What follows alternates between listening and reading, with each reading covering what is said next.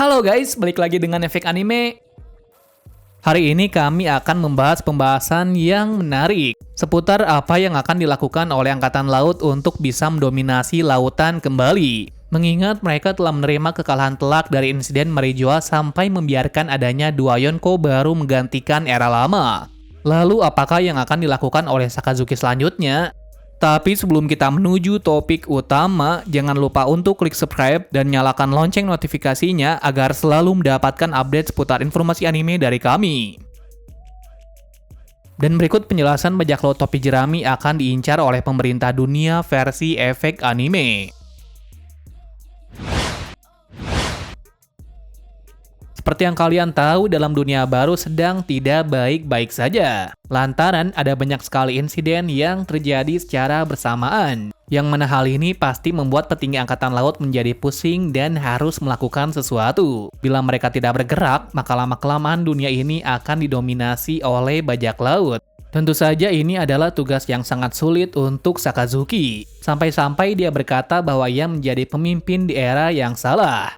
Akan tetapi, dia tidak akan membiarkan para bajak laut berkeliaran begitu saja. Terutama sang Kaisar Api Sabo dan adiknya yaitu Luffy sang Yonko baru.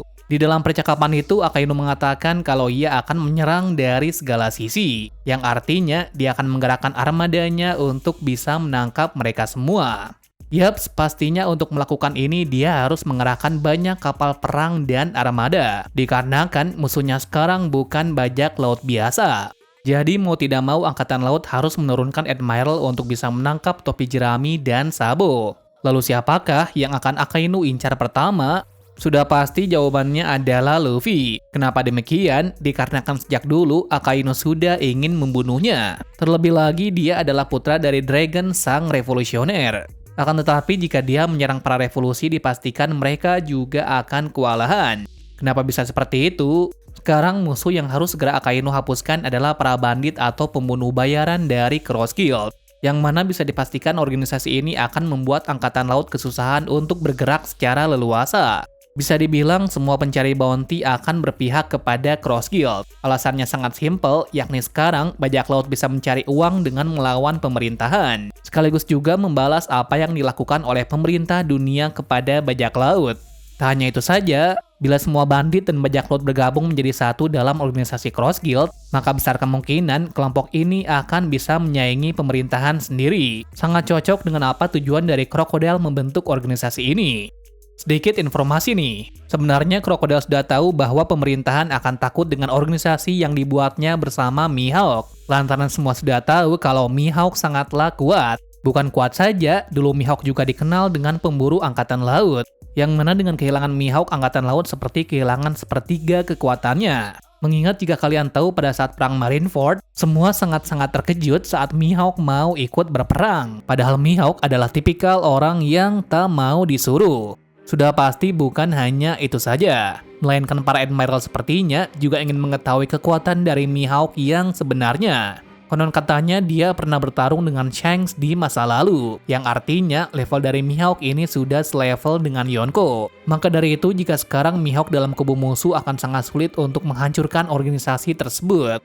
Kembali pada pembahasan, mungkin Akainu akan menggerakkan SSG untuk menghadapi para bandit-bandit dari Cross Guild, di mana ini akan menjadi debut yang besar dari pasukan bersenjata milik pemerintahan untuk menakut-nakuti dunia. Namun sampai saat ini, kita belum dikasih lihat seperti apa kekuatan pasukan tersebut. Yang pasti scene ini akan sangat ditunggu-tunggu oleh para fans yakni SSG melawan Cross Guild.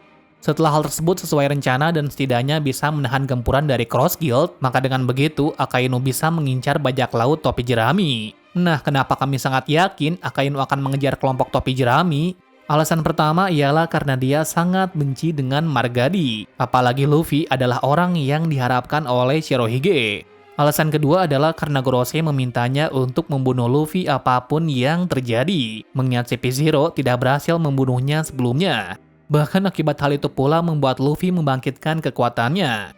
Lalu alasan ketiga adalah poster dari wujud Nika terpampang jelas pada poster buronan. Sehingga membuat semua orang di dunia tahu wujud mistis ini. Nah, yang ditakutkan oleh Gorosei ialah mereka tidak ingin semua dunia mengetahui ada kekuatan semacam ini. Bila semua orang mengetahuinya sudah pasti membuat keributan yang besar. Dikatakan pula, jika kebenaran buah iblis Hitohitonomi ini terungkap, maka semua orang berkepentingan yang mengetahui kekuatan buah ini pasti akan mengincarnya. Sebelum hal besar itu terjadi, mau tidak mau Gorosei diharuskan dengan cepat membunuh Luffy sesegera mungkin. Pastinya untuk menghancurkan bajak laut topi jerami, maka Angkatan Laut harus menurunkan kekuatan terkuatnya. Jika tidak, maka hal yang terjadi kepada Kaido akan terulang lagi. Selain itu, masalah keduanya Sabo juga ikut campur membantu adiknya tersebut, sehingga membuat dua kubu dari Luffy dan pasukan revolusi menjadi satu. Kemudian jika begini, apa yang dilakukan oleh Angkatan Laut? Mungkin disinilah kekuatan dari Gorosei ditunjukkan serta akan menstabilkan dunia lagi. Apalagi timeline saat ini sedang memasuki saga terakhir. Jadi akan sangat memungkinkan kalau Gorosei nantinya akan bergerak melawan para bajak laut. Selanjutnya kita akan membahas hilangnya putri dari kerajaan Arabasta yaitu Nefertari Vivi. Sampai saat ini hilangnya Vivi masih menjadi misteri serta di mana dia sekarang dan siapa penculiknya. Tak hanya itu saja yang membuat pusing. Dikabarkan pula Sabo telah membunuh Raja Cobra. Sehingga poinnya di sini, Vivi telah diculik oleh Sabo karena suatu hal. Atas insiden ini pula membuat nama dari Sabo semakin besar hingga dijuluki Sang Kaisar Api. Yang menjadi pertanyaannya, apakah Vivi bersama dengan Sabo? Tentu saja bila kita melihat chapter sebelumnya mengenai panel terakhir, kalian sudah mengetahui bahwa komandan pasukan revolusi pulang dengan selamat. Yang berarti pertarungan di Marijua tidaklah menimbulkan kerusakan yang fatal. Mungkin hanya dikubu dari bendera pemerintah dunia saja. Selepas kejadian itu, Karasudan lainnya berpisah dengan Sabo dan kembali ke markas. Sementara Sabo sendiri berada pada tempat yang lain. Artinya benar, Sabo masih melakukan sebuah tugas yang sangat penting sekarang. Kemungkinan dia ingin mengembalikan Vivi ke kerajaan Arabasta atau menyembunyikannya di suatu tempat. Pertanyaannya, apakah menyembunyikan Vivi di suatu tempat adalah pilihan yang baik? Disarankan jika Sabo menyembunyikan Vivi di pulau yang tidak diketahui, tidak menutup kemungkinan Vivi bisa selamat. Kenapa bisa begitu? Dalam chapter sebelumnya, Angkatan Laut berhasil mengetahui percakapan dari Sabo dan Dragon. Setidaknya, dengan perbincangan tersebut menjelaskan kalau Angkatan Laut sudah mengetahui lokasi dari pasukan revolusi ada di mana, serta keberadaan dari Vivi.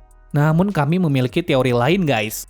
Tepat sekali, teori ini berkaitan dengan nakama Luffy yang terakhir. Lalu apa hubungannya dengan nakama Luffy?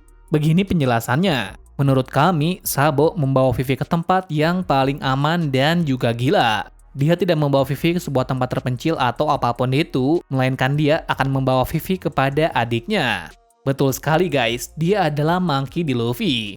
Untuk memperkuat bukti ini ialah karena Luffy sudah diakui menjadi seorang Yonko. Dan pastinya, bajak laut topi jerami adalah tempat persembunyian yang paling aman untuk Vivi. Bukan hanya ini saja, Vivi juga pernah berlayar bersama dengan mereka. Pastinya Vivi akan sangat senang sekali Sabo membawanya ke sana. Menariknya, bila hal ini benar-benar terjadi, maka nakama ke-11 telah didapatkan. Setidaknya akan membuat bajak laut yang didambakan oleh Luffy telah tercapai. Jadi dengan begitu, mereka tinggal berlayar ke pulau terakhir untuk menemukan One Piece.